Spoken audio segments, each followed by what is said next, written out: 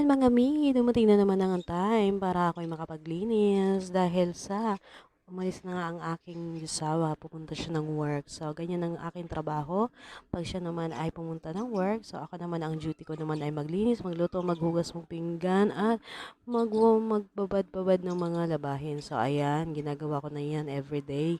Everyday work ko talaga yung mga mami at every habit ko na talaga yan. Bilang mami talaga, kailangan nyo pa talaga ng OT na time. Ayan.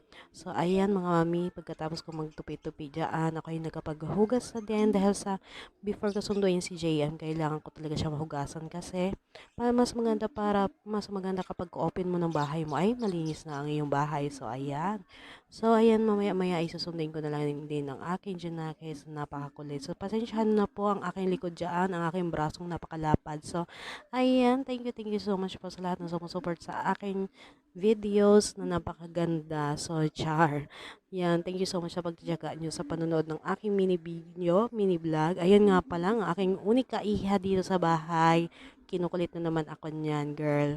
Ayan, girl, ayan, naliglilinis na din po ako ng iyong pinagdumihan ng iyong mga kinainan. Ayan, dahil napakakalat mo, girl. Ayan. So, ayan ang pinakang baby namin dito sa bahay. So, ayan lang ang aming mini house.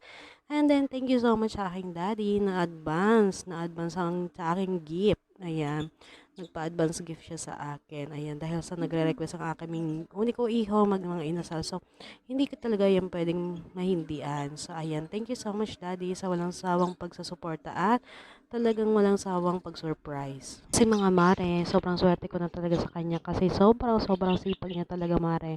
Wala talaga siyang hinihindian at susukuan. So, yan, love you.